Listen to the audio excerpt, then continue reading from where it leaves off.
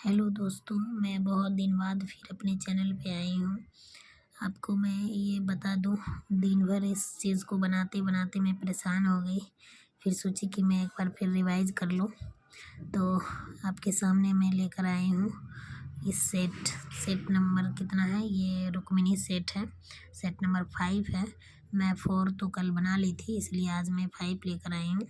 तो यहाँ से डिस्कशन में डाल रही हूँ 10 नंबर क्वेश्चन से। इंडोनेशिया की मुद्रा जो है रुपया है। इंडोनेशिया एशिया के दक्षिण पूर्व व ऑस्ट्रेलिया के उत्तर पश्चिम में स्थित एक अंतर महाद्वीपीय देश है। इंडोनेशिया एक मुस्लिम बहुल देश है, किंतु यहाँ पर कुछ हिंदू, सिख, बौद्ध, अन्य जैसे धर्म को मानने वाले लोग भी यहाँ पर रहते हैं। भाषा यहाँ की राष्ट्रभाषा है। भाषा कुछ अजीब जैसा वर्ड है जो इस देश की राष्ट्रभाषा है। हम लोग की तो राष्ट्रभाषा हिंदी है। जावा जो है एक द्वीप है जो इंडोनेशिया का सबसे सर्वाधिक जनसंख्या वाला ये देश है, मतलब डेंस पॉपुलेशन यहाँ पर है।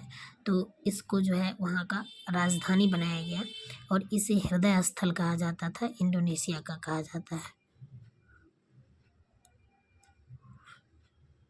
प्राकृतिक रबर तथा टीन के उत्पादन में इंडोनेशिया जो है अग्रणी देश में शामिल है।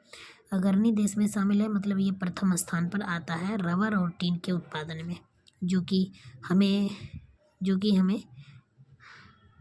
दिमाग में रखना है। नेक्स्ट कह रहा है कि ये थाईलैंड, इसीलिए इसके प्रोपेक्ष में जो है कुछ देश की यहाँ पर मुद्रा दिया हुआ है, तो हम मुद्रा याद कर लेते हैं। थाईलैंड की बात है, और ईरान की रियाल है, इराक का दिनार है, किर्गिस्तान का सोम है, तुर्की का लीरा है ना। फिर 11 नंबर क्वेश्चन में हम चलते हैं कि भारत में मुद्रास्फीति उपभोक्ता मूल्य सूचकांक से मापा जाता है। मुद्रास्फीति मतलब मुद्रा में कमी है ना। भारत में थोक मूल्य सूचकांक के आधार पर मुद्रास्फीति की गणना की जाती है। वाणिज्य एवं उद्योग मंत्रालय के आर्थिक सलाहकार कार्यालय एवं उपभोक्ता मूल्य सूचकांक ग्रामीण, शहरी एवं संयुक्त की गणना सांख्यिकी और कार्यक्रम कार्यान्वयन मंत्रालय के अंतर्गत NSO की जाती है। भारत में पहले मुद्रास्फीति की गणना केवल थोक मूल्य सूचकांक के आधार पर की जाती है, लेकिन अभी ये 3 चीज़ों के आधार पर की जाती है ना। पहला है कि थोक मूल्य सूचकांक के आधार पर तो की जाती है, मुद्रास्फीति के आधार पर भी की जाती है, और वाणिज्य उद्योग मंत्रालय के आर्थिक सलाहकार कार्यालय के उपभोक्ता मूल्य सूचकांक ग्रामीण, शहरी एवं संयुक्त सूचकांक सांख्यिकी कार्यक्रम और क्रियान्वयन मंत्रालय के अंतर्गत एक NSO नाम की संस्था है, वो भी करती है। वर्ष 2014 में यह गणना थोक मूल्य सूचकांक के आधार पर मूल्य सूचकांक दोनों के आधार पर की जाती है। 2014 से भारत में मुद्रास्फीति की गणना के लिए वर्तमान 2011-12 को आधार वर्ष के रूप में प्रयोग किया गया।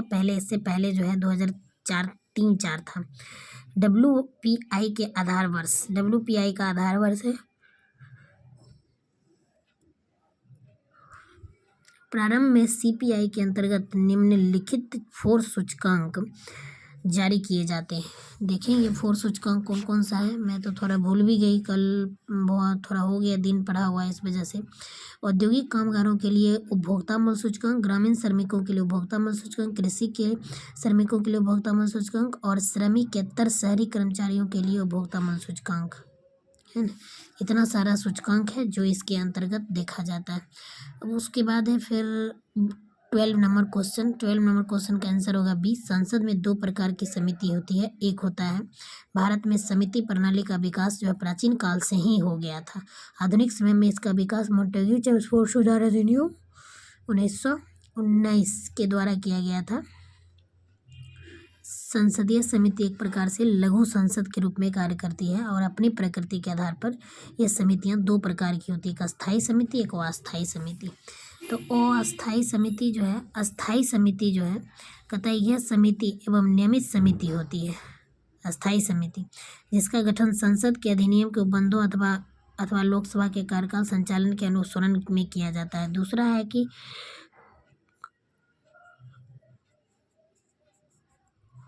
दोस्तों इतना काफ़ी आ रहा है कि मैं क्या करूं, मैं इसको दिखा देती हूँ, आप लोग इसको पढ़ लीजिएगा। आज बस 12 क्वेश्चन, बस छोटा सा ही वीडियो बनाई मैं।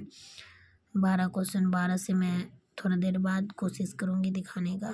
ठीक है, बाय बाय गाइस।